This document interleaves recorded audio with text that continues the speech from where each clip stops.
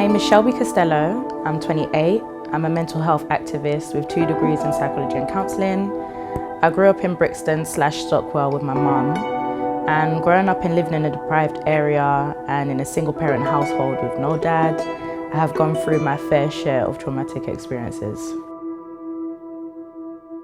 In this generation, it's easy to bash black men because of what they may have put us through. It's easy to call them mad, it's easy to label them crazy. However, with my background in psychology, I'm able to recognize that some men are actually acting out from a place of untreated PTSD or anxiety due to the harsh circumstances of the life that they lead. And they themselves are not aware of how this is negatively affecting them. Unfortunately, statistics show that black men are 10 times more likely than their white counterparts to suffer from psychotic disorders, which is crazy. Government statistics also show that Afro, Black, Caribbean people have higher rates of mental health illnesses compared to any other race. My early life was very chaotic. My mum suffered with severe depression and anxiety. Mental illness is something that's prominent in my family, and I've always been made to feel as if it's something negative, something that you don't tell people, and something that you definitely don't speak on. So I put this documentary together to hopefully find out why mental health is not acknowledged in the black community and why there's such a negative stigma stopping us from having these important conversations. I want to share mine and some of my friends' experiences of how poor mental health has affected areas in their life up to this day. From a young age, I've always been fascinated with the science of psychology, hence why I studied it for my undergraduate degree and my postgraduate degree. And my family dynamic has always been quite chaotic, and I do remember telling my mum at a very young age, I'm going to make sure that I'm a psychologist so that I can fix the family.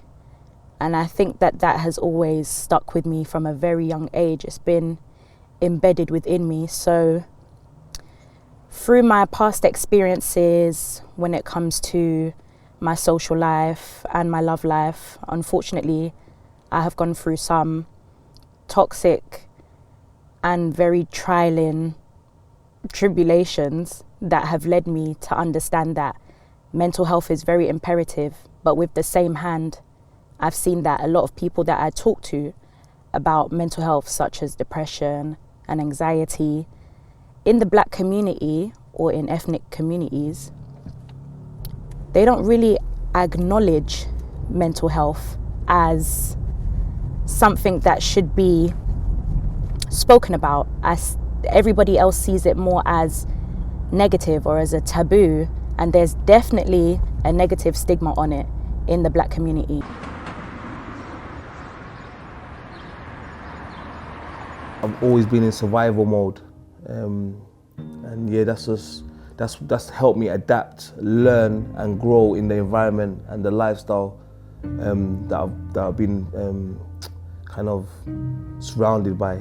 Yeah, it's kind of like a jungle.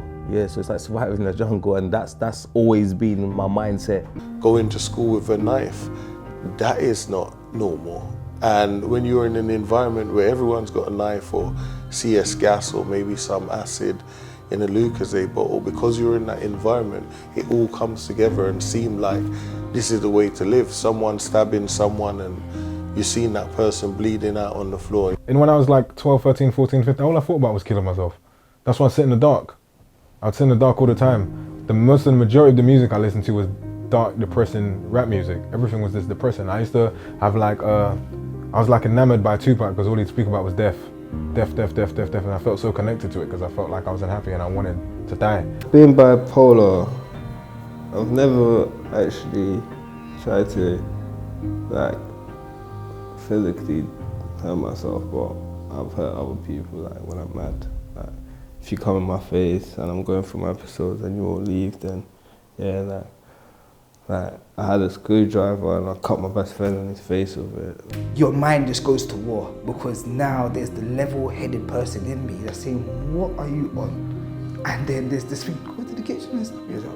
It's like, no, I'm not gonna do that. So now you're having a battle in your mind, but life around you is going on. And when I'm stoic, it doesn't show outside. So everything, the world is still moving, but in your mind, you're going through crazy things. Well, no one had been there for me. But the truth is, sometimes you don't even know what's going on. Like my parents, they couldn't, I promise you, they wouldn't even imagine the things that I've been through, or the things that have happened. And I would never tell them. That's part of the reason why I don't express certain things, because I don't want that burden on them.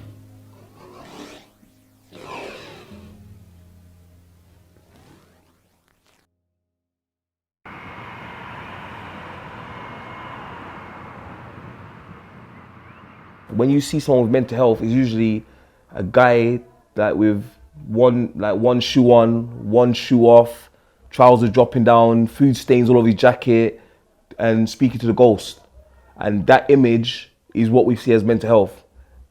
And so anyone, even if someone that's got like depression, oh, they're going mad. They're going mad like that madman. And it's like, that's our image in our head. That's why it's stigma like that. The mad people like that we usually see, that we say is mad, they usually have done stuff really bad. Like they might have like hurt a woman or stabbed someone younger, or we've heard, that could just be like 5 stories out of like 10,000. But we've used those 5. That's just one that's in our head, the scary kind of Freddy Krueger story of the madman. And so now when your friend down the road says he's going through mental issues, you associate with the mad image in your head. And that's what we've done in our community. When it came to the mental health thing, my mum's never spoken about mental health. She just said to me that whatever you do, don't let yourself go crazy, because it can happen, because it's in your blood. So she literally protected me and sheltered me. That's why she never told me about my dad. And that's why mental health was never really a thing. And I never really thought about my mental health, because I brushed everything aside, because I said, my mum's been through the most shit. Why would my dad being a crackhead and schizophrenic and Christine being schizophrenic have any bearing on my life? Me being fat, this means nothing. There's people I know, and I just used to think to myself, there's something wrong with them. Like they're just dickheads. And then there must be a reason you're a dickhead. There must be something wrong in your house. And then a lot of the times it was. So I feel like there's a lot of low-key mad people going around. Mad is not the right word for it. Like, there's a lot of people with like low-key mental health problems. So my friends going into mental institutions when we was younger, some of it was down to smoking weed. Not everyone's brain is strong enough to kind of like hold the kind of like meditational buzz of the weed. And it makes them go into a deeper space and think too deeply. So a lot of them are affected by that.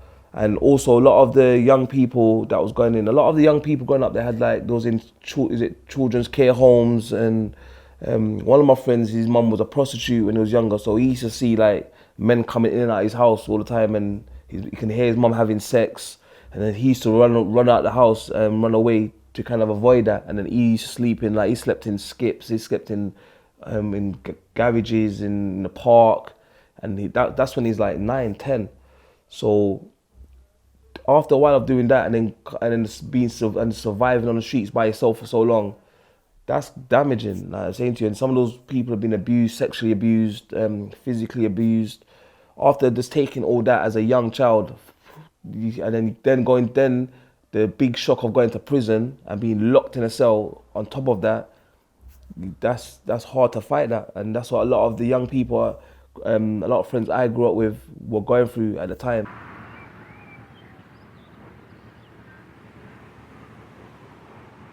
And I felt like my weight was the biggest thing. That was the biggest thing ever. Because then I had the thing where I couldn't make friends. I was kind of socially awkward. And then I just felt angry. My biggest issue growing up was my size. So like when I was like 17, I started boxing. And the reason I started boxing because I felt ugly and I didn't care about myself. So I said, I'm an ugly person, I'm not attractive. I'm like fat and I'm black, I'm dark, I've got funny hair. So I said, who cares what people think about me? I don't care about my looks and if I fight and I get hurt, because I'm not attractive and I don't like myself anyway. So why does it matter? Do you know what I mean? I just thought to myself, that stuff never bothered me. So when I turned 19, I became very vain because I lost weight and I saw myself, and then people responded to me completely different. So now I get a lot of female attention from getting 0. So now I realized people were shallow. So it made me dislike people even more. The negative thoughts started going more crazy, like, and started like putting myself down more and started to say, what's the point?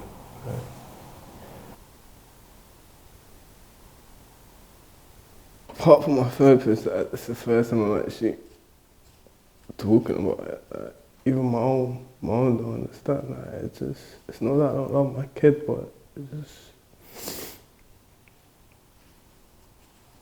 stops me from seeing her. It's mad me explaining it, but even to myself.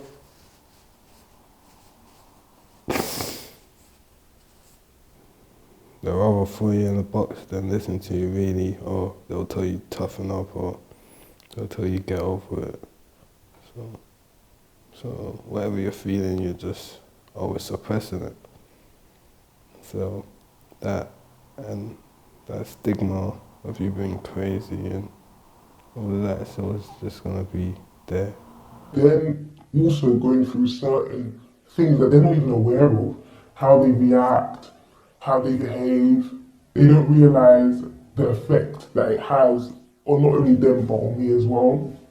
So I feel like men have it hard. I feel like men do have it hard. I feel like men go through a lot and they don't like to speak about it.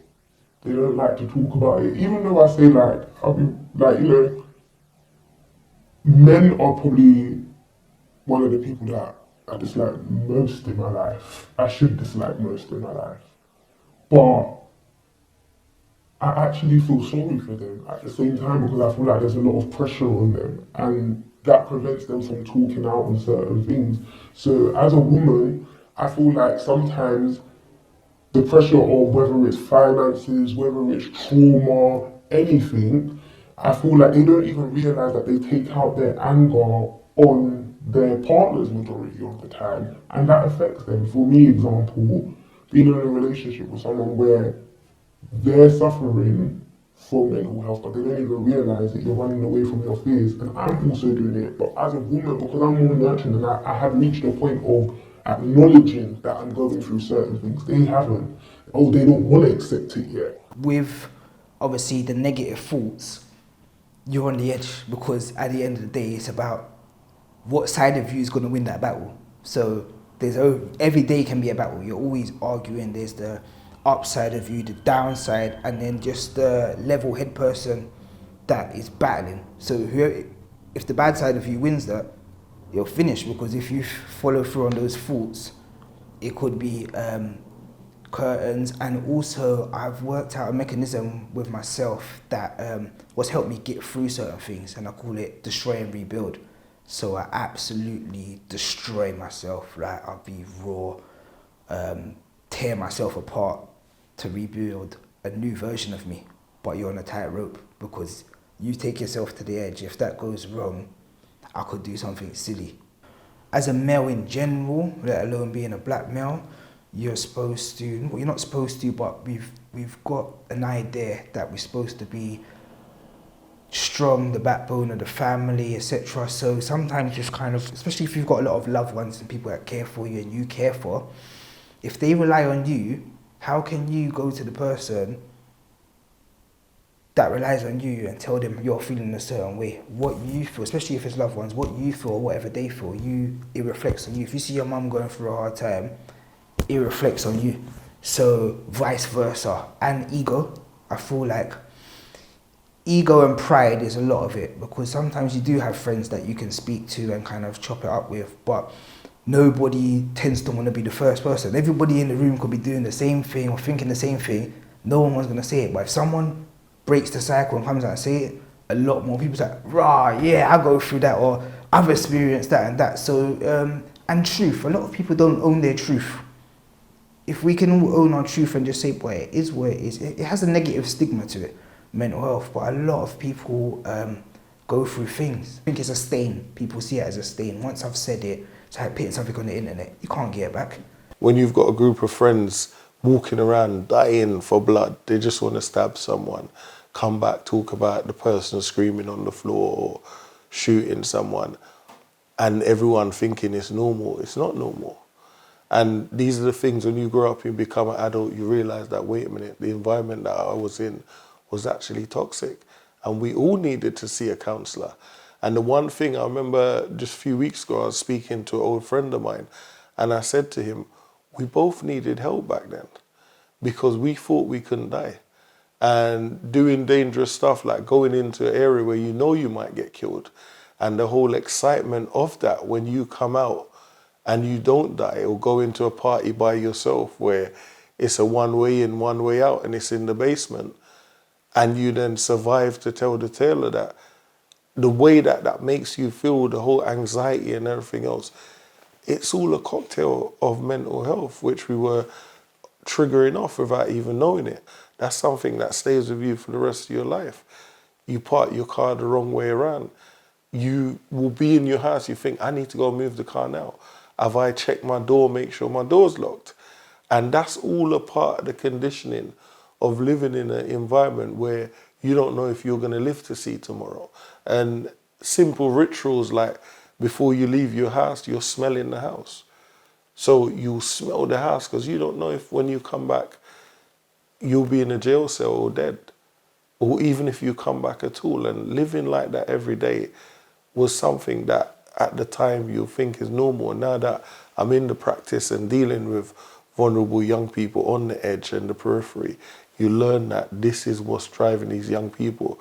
The excitement then becomes addiction, and that addiction then starts internalizing until something goes wrong. I tried to commit suicide about 3-4 times.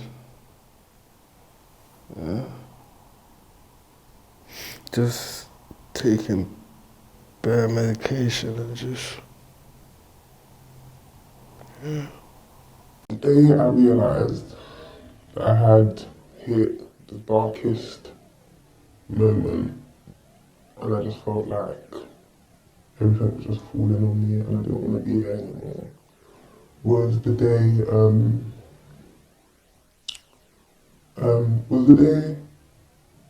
I tried to kill myself.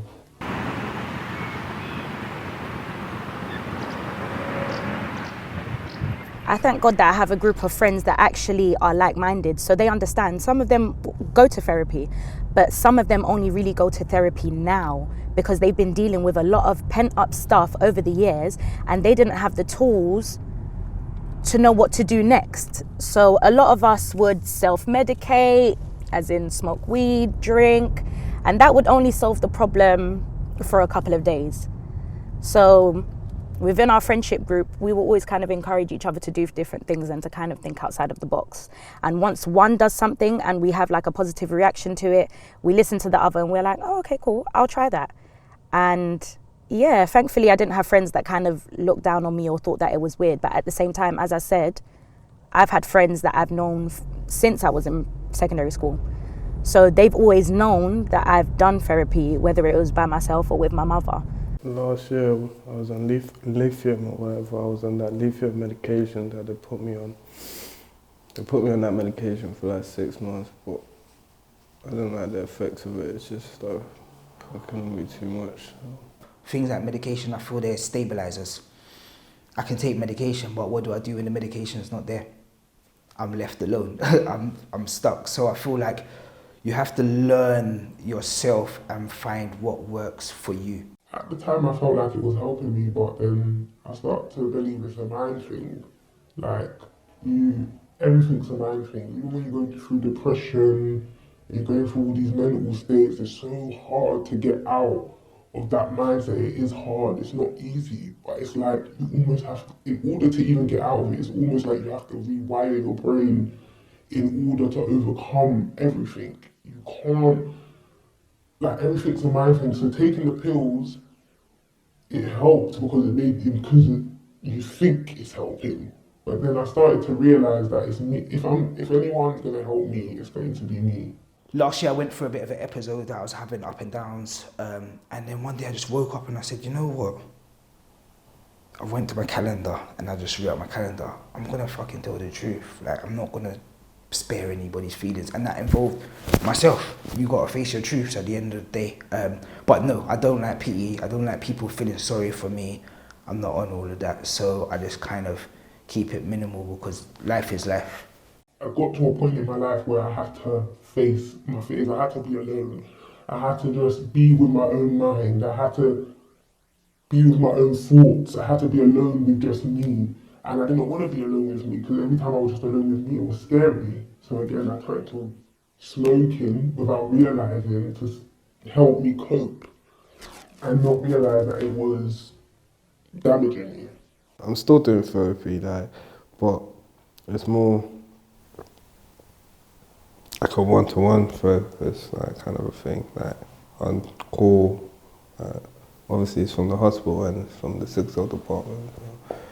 Like, yeah, like we talk about a lot of things, but I'm liking it because I feel like I'm talking to someone about it. Like I'm talking now, so like, and then when I leave, I feel like fucking hell, a weight has been lifted off my shoulders, kind of a thing. Your therapist can guide you along the way, but you have to look at yourself in the mirror and kind of accept everything that has happened to you. You kind of have to accept all your flaws. You have to accept all your wrongdoings, everything. You have to accept everything in order to move forward. A therapist can help you to a certain extent, but if you haven't, like a person that has no drive to get better, a therapist can talk to them all day, they're not getting better. You have to want to get better. You have to want it. You have to be able to understand that you need help. And you have to, if once you understand that, you're able to move forward. But you have to want it. No one can't help you but you. There's actually a lot of services now. They can speak to people. Young people can go to them. There's loads of like hotlines, and you can meet up with people and speak. And there's loads of stuff now. But I think we need to stop staying in the shadows with things that we don't understand. We tend to like shy away, especially black men. We tend to not want to speak because you know what it is, yeah, black men are the alpha man. We're looked at as the alpha man, so we can't show weakness. That's what we're being presented with, like the strong man with muscles, this gangster guy. So we've never been able to tap into who we are. You are allowed to cry. Crying's normal. It's a human thing. Like when people say don't cry, what am I supposed to do? Hold it. Like that's mad. It's like telling someone they can't go to the toilet, like do a poo or something, like want me to hold and get bellyache. Like it doesn't make sense. So you have to lay it out. Like same with crying, you have to lay it out, or it's gonna affect you. I'm saying to you, you have to. These are human things. Emotions that is natural. So we have to stop pushing it to the side under the carpet and saying that we're okay. You're not okay. So what we've been through out here, if you're like over 30, over 25, you've been for a certain environment, you're not okay. Because the streets is not a nice place. Like the hostile environments that we live in our communities is not a nice place. So to come to be like 40 or 30, over 30, over 25 and say you're okay, you're not. Because that's a lot of stuff you've been through, seeing killings as normal, bad relationships as normal, smoking hella drugs and all this kind of stuff as normal. Like a lot of the stuff we see as normal is not normal. So we need to start identifying with these things as like, no, this is not normal. And healing. Yeah. You're not alone. And maybe with whatever stage you're at in your life, you might think either I'm cool, I don't need the help, I'm okay, or the world's ended. Whichever stage you are, whether it's at the far extreme or just at the beginning, or you think that's not for me, I would say to someone is surround yourself with people that you can trust. I had a client recently that actually took his own life. And before he took his life, he called his mum and said to his mum, "Mum, you won't be able to make it here this time. I'm going to go because of the pain that I'm in. It's too severe." And when we stripped it all the way back, we realized this young man was actually crying out for help. All the crimes he was committing was deliberately to get arrested, to get help. So what I'll say to that is sometimes people cry for help in different ways. And it's about giving each other the space to be able to express what they're actually going through. And even in my own personal experience of having encounters with the police or maybe the government or whatever it is, it's about then how do I cope with that? And what I learned from that, because I visually put out the whole thing out there as I was going through it for the 2 years, the amount of people around me that reached out to me and like, "Gwenton, we didn't even know that's what you're going through because you was making it look like you're okay." I also was going through something like that, but I was too embarrassed to say something to someone. And sometimes when you share your stuff, you then help somebody else that's going through their stuff, and then they then see, you know what, we could actually go down this journey together. So I just want whoever finds this documentary to feel enlightened, feel strong enough to make that conscious effort, to question your mental health and to take that first step to getting help. Change starts somewhere. Be the change that you want to see.